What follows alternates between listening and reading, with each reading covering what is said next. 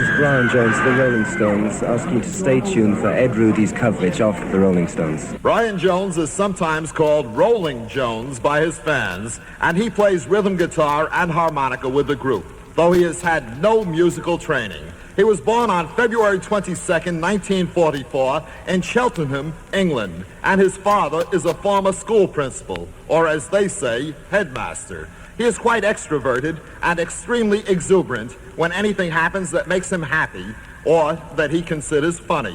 He is very friendly and most likely the most outspoken of the Rolling Stones. What specific difference would you say there is between the Rolling Stones and the other British groups as of this point? Well, the essential difference between ourselves and the British groups that are well known in the United States at the moment is the fact is really, I think we are the first to really have a strong sort of Negro rhythm and blues influence. We haven't sort of adapted our music from a watered-down form of rhythm and blues or rock and roll, such as the white American rock and roll. We've adapted our music from the early blues forms, you know, and actually most of the groups in England now are copying us, whereas they used to copy the Beatles. Yeah, I can't help but agree with you. A great many rhythm and blues sounds coming out of England at this point. Do you write any of the material that you sing? Well, yes, we write a lot of it, actually. The ones that appear under the pseudonym Nanka Felge are written by all of us together, and Mick and Keith write a lot, and others of us do write, but we haven't had anything recorded by this group. I see. Lots of the material, you know. Right.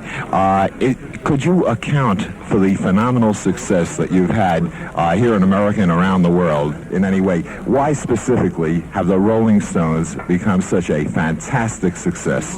Well, we just provided the right thing at the right time. We've come along with a very raw sort of music where everything was rather sweet, you know, and sort of things were getting sort of sloppy and sentimental. In England they were anyway, and I believe so in America too, you know, with the sort of Cliff Richard sort of thing. And it was very soft, sweet music, and a new sort of tough element seemed to be growing up. I don't mean sort of tough kids, but a new sort of vital sort of urge seemed to be growing up amongst the young people, and we provided a music that had the same sort of vitality, and we came along at the right time with the right thing. So it's just sort of, you know, happened. It hasn't happened all that quickly. We've been around in England for about 18 months now, you know, and some groups make big records with their first ones, you know. We haven't.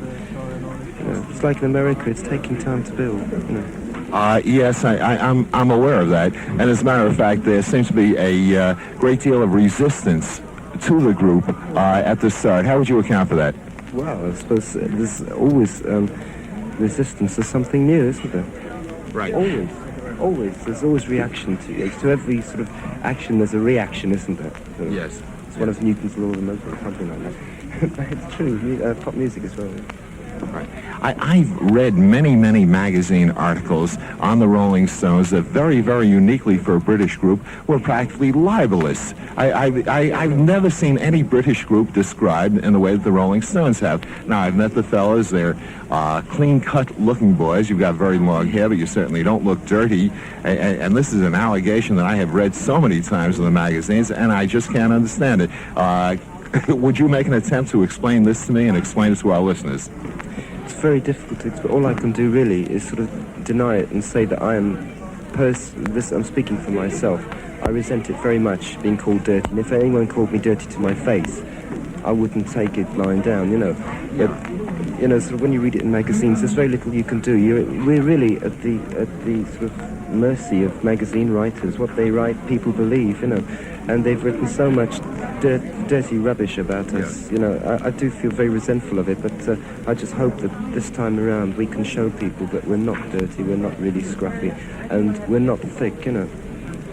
Right. As a matter of fact, appearance-wise and your mode of dress is not really very unlike the Beatles style. Just say it's English, you know. Sort of, we're English. The length of your hair is longer, is it not?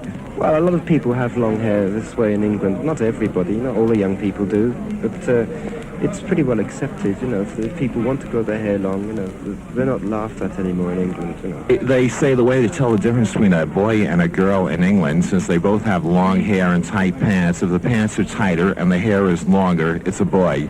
Well, there you go.